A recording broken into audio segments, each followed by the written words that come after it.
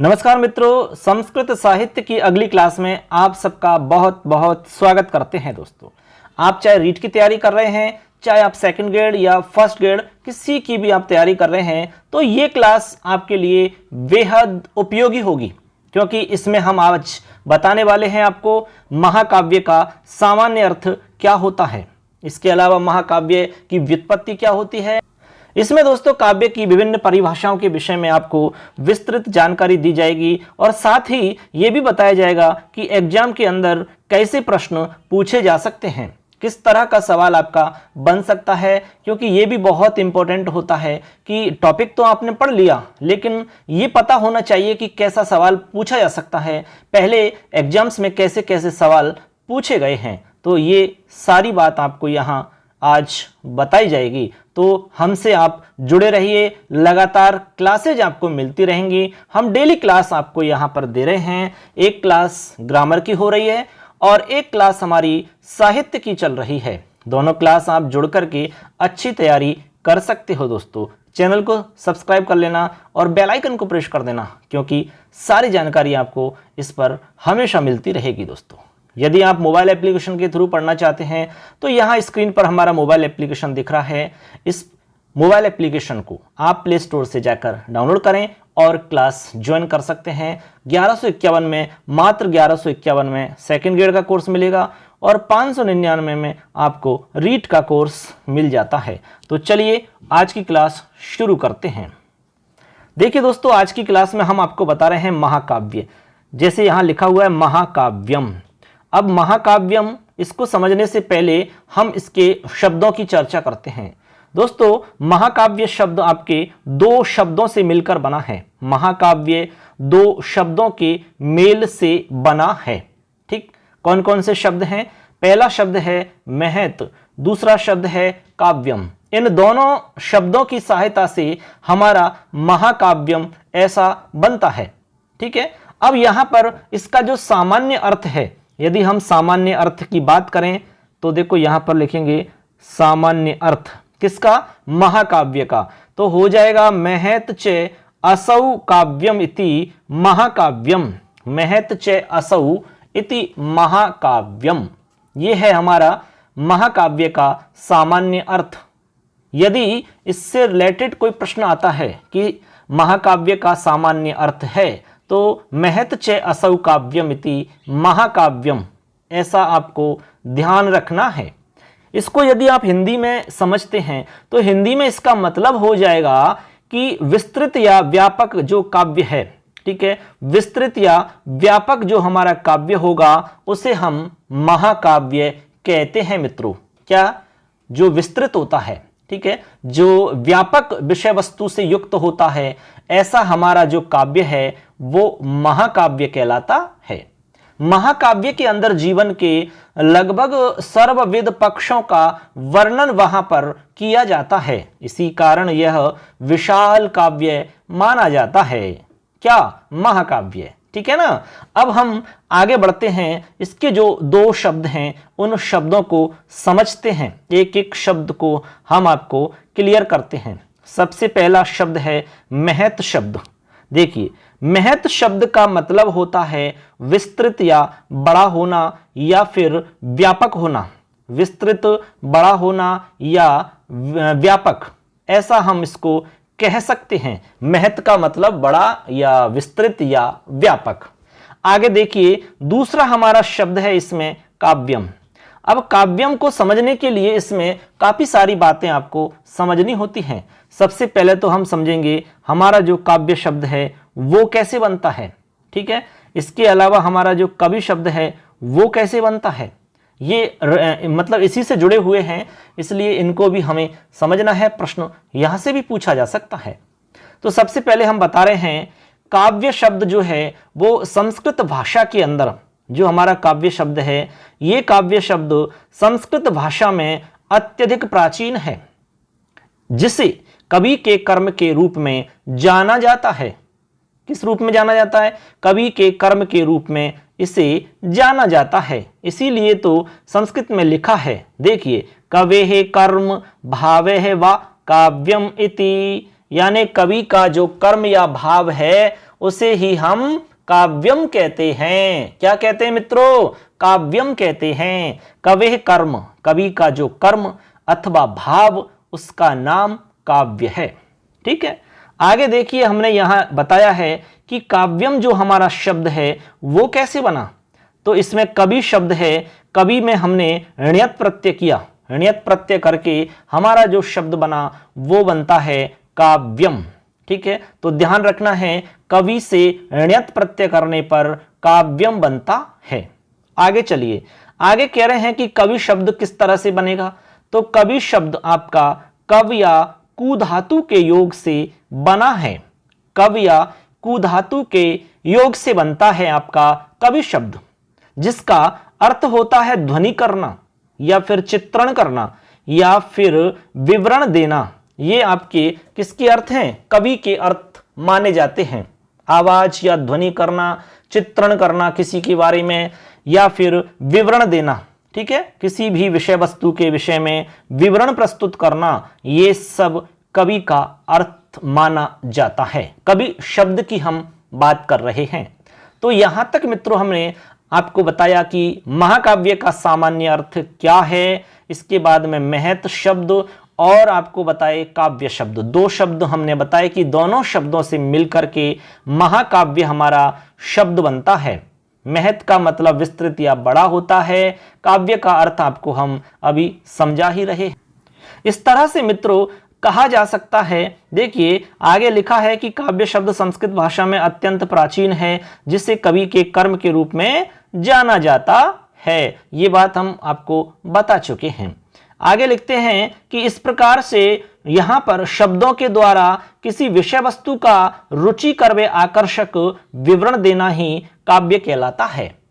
मतलब ये हुआ कि किसी भी विषय वस्तु का जब हम आकर्षक और रुचिकर रूप से हम उसको विवरण प्रस्तुत करते हैं, उसके बारे में हम बताते हैं, तो उसको हम काव्य कहते हैं। क्या कहते हैं? काव्य।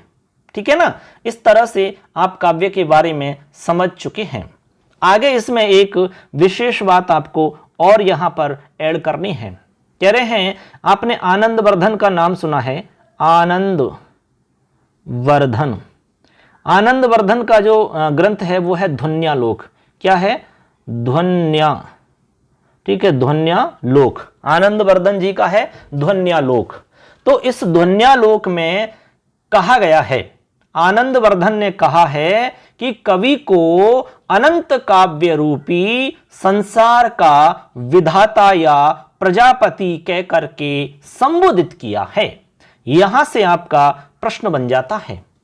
मान लो कि प्रश्न आता है कि आनंद वर्धन ने कवि को अनंत काव्य रूपी संसार का क्या संबोधित करके पुकारा है, यानी किस रूप में संबोधित किया है।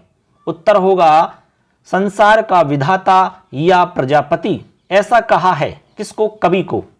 इसके अलावा प्रश्न हो सकता है आपका कि कवि किस, यानी किसने कवि को अनंत काव्य रूपी संसार का विधाता या प्रजापति कहकर के संबोधित किया है। उत्तर हो जाएगा आनंद वर्धन ने। इसके लिए प्रमाण स्वरूप एक श्लोक भी प्राप्त होता है। मैं श्लोक आपको यहां पर बोल के बता रहा हूं। यहां पर इस विषय को लेकर के एक श्लोक प्राप्त होता है, जिसमें यह बताया गया है कि आनंद वर्धन ने कवि को काव्य रूपी संसार का विधाता या प्रजापति कहा है। श्लोक है, देखो, अपारे ऐसा लिखा है, अपारे काव्य संसारे कविरे कह प्रजापति यथाश्महि रोचते विश्वम तथेदम परिवर्तते। ये हमारा श्लोक है। अपारे काव्य संसार, ये जो अपार काव्य संसार है, इसमें कवि रे कहा प्रजापति, जो कवि है ना उसको प्रजापति के रूप में संबोधित किया है, ऐसा यहां स्पष्ट लिखा गया है। तो अब तक हमने छोटी छोटी बातें बताई हैं। प्रत्येक लाइन से प्रश्न आपका बन सकता है। जो भी मोस्ट लाइनें हैं वो ही मैंने यहां पर ऐड की हैं। अब आगे दोस्तों हम आपको बताते हैं काव्य की क्या परिभाषा है। काव्य की परिभाषा से रिलेटेड प्रश्न निश्चित रूप से एग्जाम में पूछा जाता है। तो चलिए अब हम समझते हैं काव्य की परिभाषाएं। यहां पर हम दोस्तों आपको 7 परिभाषाएं बताने वाले हैं। अलग अलग संस्कृतज्ञ जितने भी हैं हमारे, अलग अलग लोगों के द्वारा क्या क्या परिभाषाएं दी गई हैं उनको मैं बताऊंगा। उसको थोड़ा मैं हिंदी समझा करके एक्सप्लेन करूंगा, जिससे आप अच्छे से समझ जाएं कि क्या कहना चाह रहे हैं परिभाषा में। सबसे पहली परिभाषा हम समझते हैं दोस्तों भामा जी की, यानी भामा ने क्या परिभाषा दी है। सबसे पहले हम जानते हैं भामा की परिभाषा। दोस्तों इसमें एक आध चीज है जो आपको एक्स्ट्रा ऐड करनी है, वो मैं आपको बता रहा हूं। भामा का जो ग्रंथ है वो है काव्यालंकार, तो आपको यहां पर ऐड करना है काव्यालंकार है। काव्यालंकार भामा का ग्रंथ है। किसका ग्रंथ है? भामा का ग्रंथ है। इनको अलंकार संप्रदाय के प्रवर्तक माना जाता है। किसको? भामा को अलंकार संप्रदाय के प्रवर्तक कहा जाता है। यहां से आपका प्रश्न बन जाता है। मान लो कि प्रश्न आ जाता है अलंकार संप्रदाय से प्रवर्तक है के, उत्तर हो जाएगा भामा। काव्यालंकार ग्रंथ से, यानी काव्यालंकार ग्रंथ का संबंध किससे है? उत्तर हो जाएगा भामा। ऐसे आपके यहां सीधे प्रश्न किए जा सकते हैं। तो याद रखना है अलंकार संप्रदाय के प्रवर्तक किसे मानते हैं? भामा को माना जाता है। ठीक है, अब हम इन्होंने काव्य की जो परिभाषा दी है उसको समझते हैं। तो इनकी परिभाषा है, मैंने यहां लिखा है, देखिए मैं नीचे से साफ कर देता हूं जिससे कि अच्छे से आपको समझ में आ जाए। देखिए ये इनकी परिभाषा है। शब्दार्थौ सहितौ काव्यम गद्य पद्यम च तद्विधा। शब्दार्थौ सहितौ काव्यम गद्यम पद्यम च तद्विधा। इसका मतलब ये हुआ कि शब्द और अर्थ के सहित भाव को काव्य कहा है। यानी इन्होंने किसको काव्य माना है? शब्दार्थौ सहितौ काव्यम, यानी शब्द और अर्थ के साथ जो भाव है उसी को इन्होंने काव्य कहा है। बात समझ में आई? और फिर आगे कहा है कि गद्यम पद्यम च तद्विधा। इस काव्य को दो भागों में विभक्त किया है, एक तो गद्य के रूप में और एक पद्य के रूप में। ऐसा भामा के द्वारा कहा गया है। तो ये आपको याद रखना है भामा के द्वारा दी गई परिभाषा। शब्दार्थौ सहितौ काव्यम गद्यम पद्यम च तद्विधा। ठीक है, याद रहेगा। परिभाषा से डायरेक्ट सवाल पूछ सकते हैं कि शब्दार्थौ सहितौ काव्यम किससे संबंधित है, किसकी परिभाषा है, ऐसा पूछा जा सकता है। या फिर पूछ सकते हैं शब्दार्थौ सहितौ, फिर काव्यम को हटा के डैश डैश दे करके सवाल पूछ सकते हैं। तो ऐसे सवाल आपके बन सकते हैं। चलें आगे। चलिए अगली परिभाषा है हमारी वामन की। देखिए सेकंड नंबर पे है वामन। वामन की परिभाषा क्या है उसको समझेंगे, लेकिन इससे पहले आपको एक दो बात और इसमें ऐड करनी है। तो सबसे पहले हम जानेंगे वामन का जो ग्रंथ है वो कौन सा है। तो ग्रंथ का नाम याद रखना है काव्यालंकार सूत्रवृत्ति ही। मैं लिख रहा हूं यहां पर, देखो ये है काव्यालंकार सूत्रवृत्ति। काव्यालंकार सूत्रवृत्ति ये वामन का क्या है? ग्रंथ है। तो वामन के ग्रंथ का नाम है काव्यालंकार सूत्रवृत्ति। इनको रीति संप्रदाय का प्रवर्तक माना जाता है। वामन को रीति संप्रदाय का प्रवर्तक माना जाता है। यदि प्रश्न आता है कि रीति संप्रदाय से प्रवर्तक है के, तो उत्तर हो जाएगा वामन। इसमें ऐसे भी आ सकते हैं कि मिलान करिए कौन सही है और कौन सही नहीं है। तो आपको मिलान करना है, जैसे कि अलंकार संप्रदाय के प्रवर्तक कौन हैं, रीति संप्रदाय के प्रवर्तक कौन हैं, ध्वनि संप्रदाय के प्रवर्तक कौन हैं, वक्रोक्ति संप्रदाय के प्रवर्तक कौन हैं। ऐसे प्रवर्तकों को आपस में आपको मिलान करना होता है। तो आपको याद होगा तभी तो मिलान करोगे। ये काफी इंपॉर्टेंट फैक्ट हैं, इनको आप जरूर याद करना, अपनी कॉपी में नोट कर लेना। ठीक है, तो ये बात आपको ध्यान रखनी है। काव्य अलंकार सूत्रवृत्ति इनका ग्रंथ हो जाएगा। रीति संप्रदाय के इनको प्रवर्तक मानते हैं। अब इन्होंने जो परिभाषा दी है वो क्या दी है उसको समझते हैं। परिभाषा है रीतिरात्मा काव्यस्य है। इन्होंने रीति पर विशेष जोर दिया है। किस पर? रीति पर। तो इसीलिए तो लिखा है रीतिरात्मा काव्यस्य, यानी रीति को काव्य की आत्मा कहा है इन्होंने। रीति को इन्होंने काव्य की आत्मा स्वीकार किया है। अब यहां पर हम काव्य तो जान ही रहे हैं। अब एक शब्द आया यहां पर नया, रीति। रीति क्या है, ये हमारे लिए नया शब्द यहां पर आया है। तो अब हम यहां पर रीति भी बताएंगे आपको थोड़ा सा कि भाई रीति क्या है। रीति का मतलब होता है, मैंने लिखा भी है नीचे देखिए, संस्कृत में भी लिखा है, पद संघटना रीति ही या विशिष्ट पद संरचना रीति ही। यानी इसका मतलब है कि पद की जो संघटना है उसका नाम रीति है, या विशिष्ट पद की जो संरचना होती है उसे हम रीति कहते हैं। रीति का मतलब एक प्रकार से हम यूं मानिए, बिल्कुल सरल भाषा में नीचे लिखा है, रीति एक भाषा शैली है जिसे हम ढंग या तरीका या फिर प्रणाली के नाम से जानते हैं। रीति का मतलब एक प्रकार से हमारी शैली है, एक प्रकार से हम इसे ढंग कह सकते हैं, एक प्रकार से इसे हम तरीका कह सकते हैं। ठीक है, आप जानते हैं कि जितने भी हमारे कवि हैं उन सब की एक अलग शैली होती है, एक अलग रीति होती है, लिखने का एक अलग तरीका होता है। यदि आप 10 लोगों से कुछ लिखवाओगे तो उनका लिखने का जो तरीका होगा, स्टाइल हम कह सकते हैं, वो सेम नहीं हो सकता, वो अलग अलग तरीका होगा, उसी का नाम है रीति। आपने भी एग्जाम कभी दिया होगा जैसे कॉलेज इत्यादि में, तो वहां पर आप जो प्रश्न लिख रहे हैं, आपकी सोच के आधार पर अपने विचारों को जो व्यक्त कर रहे हैं वो आप अपने तरीका से लिख रहे हैं। तो तरीका सबका अलग अलग मिलेगा। जो तरीका है ना उसी का नाम है शैली, उसी को हम कहते हैं रीति। तो इसी तरह से जो हमारे कवि लोग हैं, कवि भी अपनी अपनी शैली में लिखते हैं। जैसे कालिदास जी अपनी एक शैली अलग है, उनकी उस शैली में लिखते हैं। दंडी जी अपनी अलग शैली में लिखते हैं। इसके अलावा भारवी जी एक अलग शैली में लिखते हैं। माघ जी एक अलग शैली के रूप में लिखते हैं। बाणभट्ट जी एक अलग शैली में लिखते हैं। श्रीहर्ष जी एक अलग शैली में लिखते हैं। मतलब तरीका अलग अलग है सबका, इसी का नाम है रीति। अब आप समझ गए रीति क्या है। तो यहां पर आप अच्छे से समझ चुके हैं रीति के विषय में। तो हम यहां कह सकते हैं कि सरल, कठिन या मध्यम पदावली का प्रयोग करने की शैली को रीति कहते हैं। इसमें सरल, कठिन और मध्यम सभी प्रकार की पदावली का प्रयोग किया जाता है। सरल भी होता है, कुछ कठिन भी होता है, कुछ इसमें मध्यम पदावली का भी प्रयोग किया जाता है।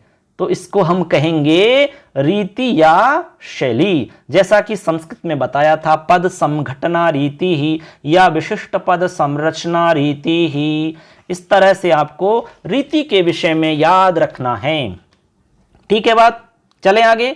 परिभाषा याद रखनी है, रीतिरात्मकाव्यस्य। ठीक है, आगे बढ़ते हैं। चलिए आगे समझते हैं अगली परिभाषा। अब देखिए फ्रेंड्स, यहां पर हम अगली परिभाषा समझ रहे हैं, नंबर 3 नंबर पे है यहां पर विश्वनाथ।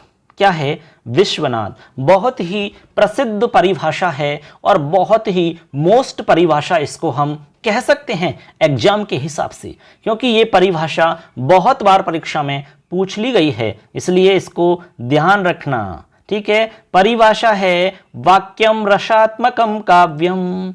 वाक्यम रसात्मकम काव्यम, ये इनकी परिभाषा है। यानी इसमें कहा गया है सीधा सा कि जो रसयुक्त वाक्य है, रसात्मक यानी जो रसयुक्त हमारा वाक्य है, उस वाक्य को ही काव्य कहा जाता है, ऐसा विश्वनाथ जी कह रहे हैं। विश्वनाथ जी का जो ग्रंथ है उसका नाम है साहित्य दर्पण। क्या है? साहित्य दर्पण। साहित्य दर्पण है, विश्वनाथ जी के ग्रंथ का नाम है साहित्य दर्पण। तो साहित्य दर्पण में ऐसा कहा गया है, क्या? वाक्यम रसात्मकम काव्यम। ऐसा हमारा वाक्य जो रस से युक्त हो उसका नाम है काव्य। तो ये परिभाषा आपकी कैसे भी पूछें तो आपकी गलत नहीं होनी चाहिए। डायरेक्ट पूछ लिया जाए कि वाक्यम रसात्मकम काव्यम परिभाषा से किस कवि का संबंध है या किसका संबंध इससे है, तो आपको बताना है विश्वनाथ जी का इससे संबंध है, ऐसे। ठीक है, आगे चलिए, आगे बढ़ते हैं। आगे है 4 नंबर पे मम्मट। मम्मट का जो ग्रंथ है उसको पहले आपको याद रखना है। सबसे पहले ग्रंथ का नाम याद रखो। मम्मट का ग्रंथ है, मैं नीचे लिख रहा हूं, काव्य प्रकाश। बहुत ही प्रसिद्ध ग्रंथ है काव्य प्रकाश। देखिए यहां लिख रहा हूं काव्य प्रकाश मम्मट का ग्रंथ है। ठीक है, अब इन्होंने क्या परिभाषा दी है वो हम समझेंगे। इन्होंने जो परिभाषा दी है वो काव्य प्रकाश के अंदर बताई है और इनकी परिभाषा है, देखिए ग्रंथ का नाम काव्य प्रकाश है, मैं इसको मिटा रहा हूं, आप इसको नोट कर लेना। अब परिभाषा की तरफ चल रहे हैं। तद एदोषहु शब्दार्थौ से गुणहु अनलंकृति पुनः क्वापि, ये इनकी परिभाषा है। परिभाषा को याद रखना, इनको बार बार आप पाठ करना, डेली इनका रिवीजन करना, तभी आप इनको याद रख सकोगे। ठीक है, साहित्य में आपको जो मोस्ट है वो सारी लाइन में आपको यहाँ पर ऐड कर रहा हूँ, उसी हिसाब से मैं नोट्स बना रहा हूँ कि आपके सारे क्वेश्चन इन नोट्स से मिल जाएं। पूरा प्रयास रहेगा कि आपको इसी में से मिल जाएगा। तो इस तरह से मित्रों यहाँ परिभाषा आपको ध्यान रखनी है। ये जो परिभाषा है ना, इस परिभाषा का क्या अर्थ है वो समझिए आप। इसमें कहा जा रहा है कि गुण युक्त, देखो यहां लिख रहा है ना से गुणहु, इसका मतलब है गुणों से युक्त। इसके अलावा अदोषहु यानी अदोष हो, दोष नहीं हो, मतलब दोष रहित। ठीक है, गुणों से युक्त और दोष रहित। शब्दार्थौ, शब्दार्थौ का मतलब शब्द और अर्थ के से भाव को काव्य कहा है। बात समझ गए? जिसमें अलंकार हो या ना हो, यानी अलंकार हो भी सकता है और अलंकार नहीं भी हो सकता है, ऐसा हो सकता है, यानी दोनों ही स्थितियां बन सकती हैं। अलंकार हो भी सकता है और नहीं भी हो सकता है, यही लिखा है अनलंकृति पुनः क्वापि। ठीक है, अलंकार हो अथवा ना हो, दोनों स्थितियां आपकी बन सकती हैं। तो ऐसा किसने कहा? ऐसा कहा है मम्मट ने। मम्मट का ग्रंथ काव्य प्रकाश। परिभाषा याद रखनी है, तद एदोषौ शब्दार्थौ सगुणहु अनलंकृति पुनः क्वापि। ठीक है, आगे चलें, चलिए आगे बढ़ते हैं। आगे हमारी परिभाषा है आनंदवर्धन की। आनंदवर्धन की परिभाषा याद रखना है। आनंदवर्धन का जो ग्रंथ है उसका नाम है ध्वन्यालोक। सबसे पहले ग्रंथ का नाम याद रखो आप, उनका ग्रंथ है ध्वन्यालोक। क्या नाम है मित्रों? ध्वन्यालोक। किसका ग्रंथ है? आनंदवर्धन का ग्रंथ है। विशेष रूप से ध्वनि के बारे में चर्चा की गई है। ध्वनि, ठीक है, आवाज, जैसे ये हमारी एक ध्वनि है, इस प्रकार ध्वनि पर ही इसमें बहुत चर्चा की गई है। स्फोट इत्यादि के बारे में यहाँ पर विस्तृत व्यापक रूपेण चर्चा की गई है, इसीलिए इसको ध्वनि संप्रदाय के प्रवर्तक मानते हैं। किसको? आनंदवर्धन को। तो प्रश्न बन गया आपका, ध्वनि संप्रदाय के प्रवर्तक किसे कहा जाता है? उत्तर हो जाएगा आनंदवर्धन को। तो आनंदवर्धन को ध्वनि संप्रदाय के प्रवर्तक माना जाता है, ये आपको याद रखना है। ठीक है ना? ऐसे एक बात तो ये याद रखनी है कि ध्वन्यालोक इनका ग्रंथ है, दूसरी बात ध्वनि संप्रदाय के ये प्रवर्तक हैं। अब इसके बाद में चलते हैं परिभाषा की तरफ। परिभाषा एकदम छोटी सी है और एकदम अच्छी परिभाषा है, मोस्ट परिभाषा है, क्योंकि ये भी एग्जाम में आई हुई है। ध्वनिरात्मा काव्यस्य है। देखिए ये परिभाषा है, ध्वनिरात्मा काव्यस्य है। मतलब क्या हुआ इसका? इसका मतलब हुआ कि जो हमारी व्यंगभूत ध्वनि है, ठीक, व्यंगभूत जो ध्वनि है ना, वो ही काव्य है, ऐसा इसका मतलब है। ध्वनि आत्मा काव्यस्य, यानी जो ध्वनि है ना वो काव्य की आत्मा है। यानी ध्वनि को, आवाज को इन्होंने काव्य की आत्मा स्वीकार किया है। तो कहने का मतलब विशेष जोर इन्होंने ध्वनि पर दिया है, इसीलिए तो इनको ध्वनि संप्रदाय का प्रवर्तक मानते हैं। तो इनकी परिभाषा याद रहेगी ना आपको, ध्वनिरात्मा काव्यस्य, व्यंगभूत ध्वनि को काव्य कहा गया है, ऐसा आनंदवर्धन जी कह रहे हैं। आगे चलिए, सेकंड लास्ट परिभाषा है हमारी कुंतक की। कुंतक ने क्या परिभाषा दी है? कुंतक की परिभाषा से पहले आपको इनका ग्रंथ समझना है। इनका ग्रंथ है वक्रोक्ति जीवितम। यहां लिख रहा हूं मैं, देखो, वक्रोक्ति, वक्रोक्ति जीवितम, ऐसे, ठीक है, वक्रोक्ति जीवितम। यहां पर जय लिखा जाएगा, ये थोड़ा सा लिखने में मिस्टेक हुई है। वक्रोक्ति जीवितम, ये क्या है? ये ग्रंथ है कुंतक का, ठीक है, इसीलिए इनको कहा जाता है वक्रोक्ति संप्रदाय के प्रवर्तक। वक्रोक्ति का मतलब क्या है? वक्रोक्ति का मतलब होता है वक्र उक्ति, यानी जो हम कभी कभी घुमा फिरा के बात कहते हैं ना, यानी टेढ़ी बात करते हैं। एक तो होता है कि सीधा आप बोलोगे तो किसी को भी तुरंत समझ में आ जाता है, लेकिन जब वक्रोक्ति के साथ में आप बात करते हैं, टेढ़ी मेढ़ी बात आप करेंगे, घुमा फिरा के आप जो बात करते हैं वो जल्दी से समझ में नहीं आती है हर किसी की, तो उसको हम कहेंगे वक्रोक्ति। तो इन्होंने वक्रोक्ति के विषय में बहुत विस्तृत रूप से व्याख्या करी है, विस्तृत रूप से उन्होंने इस विषय में लिखा है, तभी तो इनको वक्रोक्ति का प्रवर्तक मानते हैं। वक्रोक्ति जो संप्रदाय है ना, उसका प्रवर्तक स्वीकार किया है इनको। तो प्रश्न बन सकता है कि वक्रोक्ति संप्रदाय का प्रवर्तक किसे माना जाता है? उत्तर हो जाएगा कुंतक को। दूसरा प्रश्न बनता है कि कुंतक का ग्रंथ कौन सा है? तो उत्तर याद रखना है वक्रोक्ति जीवितम। वक्रोक्ति जीवितम इनका ग्रंथ है। अब इन्होंने परिभाषा क्या दी है, उस परिभाषा को भी तो याद रखना पड़ेगा। तो इनकी परिभाषा है दोस्तों, यहां देखिए लिखा है वक्रोक्ति काव्य जीवितम। वक्रोक्ति काव्य जीवितम मतलब क्या हुआ? इसका मतलब है कि वक्रोक्ति को ही इन्होंने काव्य स्वीकार किया है। किसको? वक्रोक्ति को ही इन्होंने काव्य स्वीकार किया है। जिस विषय में उन्होंने ज्यादा चर्चा की है, जिस विषय में उन्होंने बहुत विस्तृत रूप से लिखा है, उसी को उन्होंने काव्य स्वीकार किया है। तो इन्होंने वक्रोक्ति को क्या कहा? काव्य। ठीक है, ऐसे आपको ध्यान रखना है। अब हम इसमें एक और आपको परिभाषा बता रहे हैं। लास्ट परिभाषा हमारी रहेगी पंडित राज जगन्नाथ की परिभाषा। देखिए यह है 7 नंबर पे। पंडित राज जगन्नाथ की परिभाषा क्या है, इसे हमें समझना है। इससे पहले इनका एक ग्रंथ है, वो भी आपको ध्यान रखना है। बहुत ही प्रसिद्ध ग्रंथ है और वेरी वेरी मोस्ट इंपॉर्टेंट हम एग्जाम की दृष्टि से कह सकते हैं। नाम है रस गंगाधर। नाम है रस गंगाधर। यदि प्रश्न आता है कि रस गंगाधर ग्रंथ किसका है, उत्तर होगा पंडित राज जगन्नाथ का।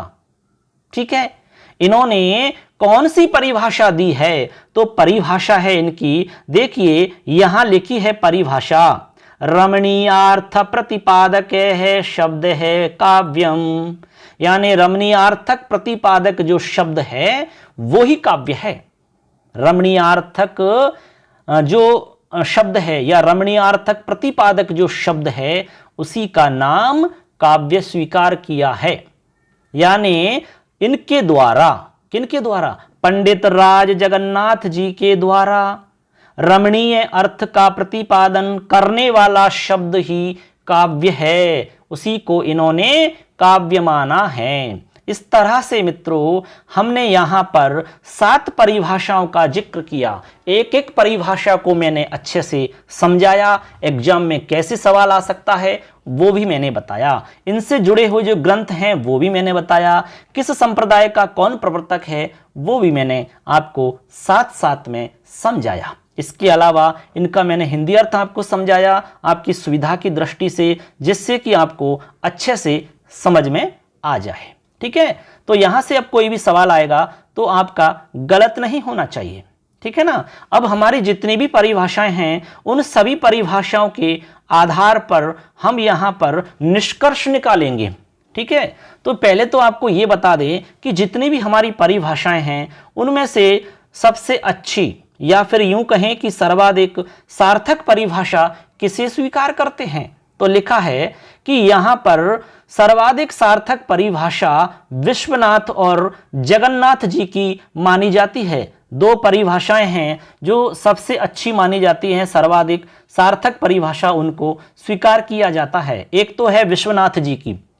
विश्वनाथ ने कौन सी परिभाषा दी? विश्वनाथ ने दी वाक्यम रसात्मकम काव्यम। साहित्य दर्पण है इनका ग्रंथ। तो साहित्य दर्पण में ये परिभाषा है। क्या परिभाषा है? याद रखना है, ये सर्वाधिक सार्थक परिभाषाओं में मानी जाती है। वाक्यम रसात्मकम काव्यम। दूसरा नाम है जगन्नाथ जी का। तो जगन्नाथ जी ने कौन सी परिभाषा दी है? अभी अभी तो बताया आपको हमने।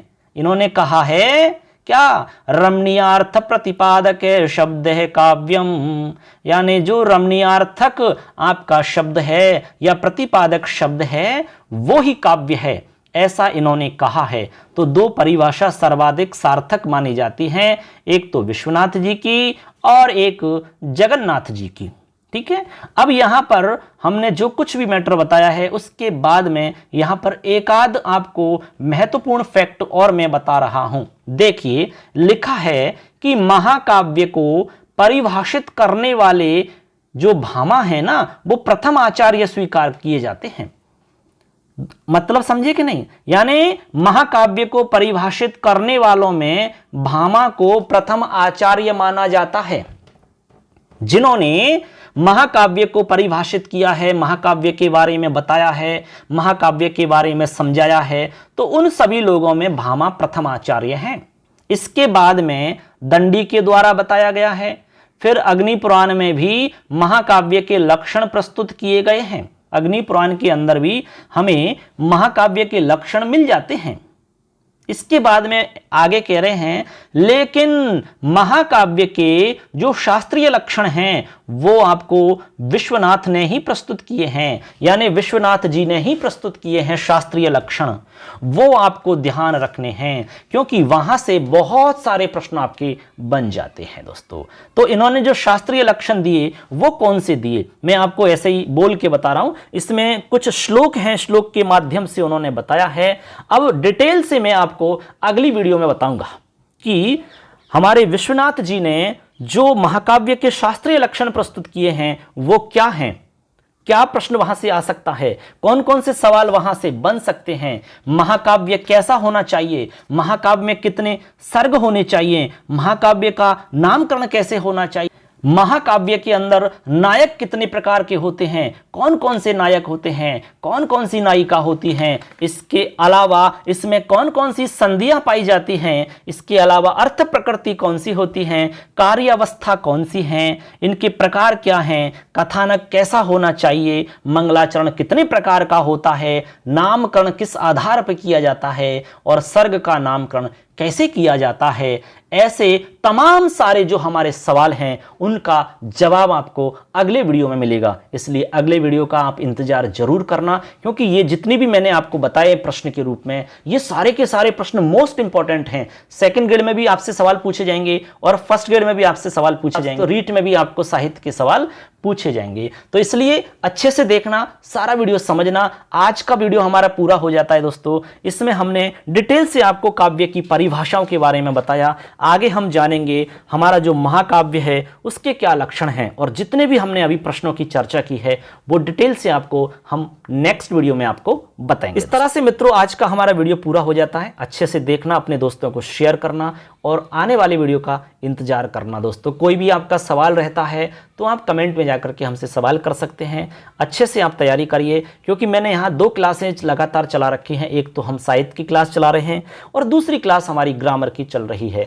दोनों क्लास आप ज्वाइन करिए। उसके बाद में बहुत जल्द मैं टेस्ट सीरीज टॉपिक वाइज आपको शुरू करने वाला हूँ, वो भी आप ज्वाइन कर लेना। तो हमारा चैनल है लखनमाली, इसको आपको सब्सक्राइब करना है। इसके अलावा हमारा मोबाइल एप्लीकेशन है मिशन संस्कृत ज्ञान, प्ले स्टोर से जाकर के इसको अवश्य आप डाउनलोड करना और क्लास आप ज्वाइन करना। स्क्रीन पे मैं आपको लोगो दिखा रहा हूं, ये हमारा लोगो है। अभी जाइए फटाफट मोबाइल उठाइए और एक छोटा सा काम है, ये तो आप कर सकते हैं दोस्तों। चलिए नेक्स्ट क्लास में फिर आपसे मुलाकात करेंगे। जयतु भारतम, जयतु संस्कृतम। धन्यवाद है।